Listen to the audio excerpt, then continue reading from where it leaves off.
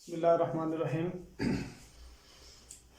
فعل مضارع کی بنا اور اس کی تعریف کے بعد سبق نمبر 37 میں فعل مضارع معلوم اور فعل مضارع مجہول کی گردان پوری اور اس کے ساتھ صیغہ جات لکھ دیے گئے ہیں اور ایک ایک صیغے کا معنی بھی۔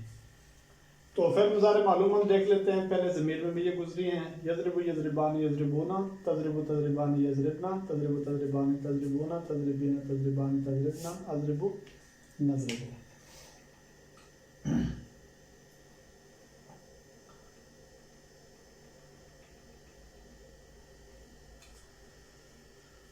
اور مضارع مجہول یضرب یضربان یضربونا، تضرب تضربان یضربنا، تضرب تضربان تضربونا، تضربین تضربان تضربنا، اضرب نضرب۔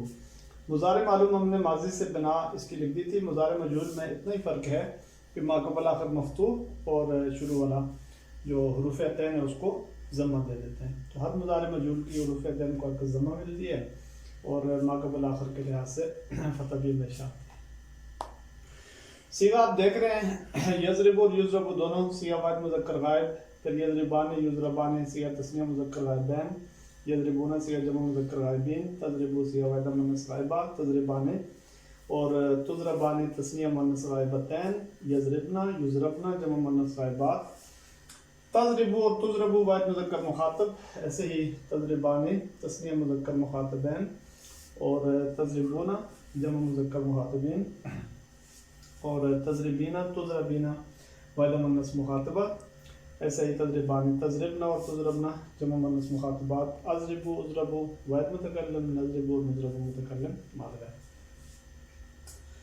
یہ آپ دیکھ رہے ہیں یضرب کا معنی لکھا ہے مارتا ہے یا مارے گا وہ ایک مرد زمانہ حالیہ استقبال میں۔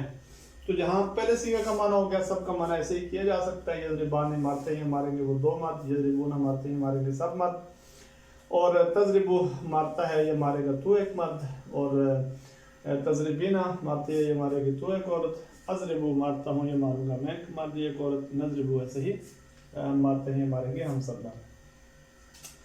اور مجہول کا معنی آپ دیکھ رہے ہیں، یضرب مارا جاتا ہے یا مارا جائے گا وہ ایک مرد زمانہ حالیہ استقبال میں۔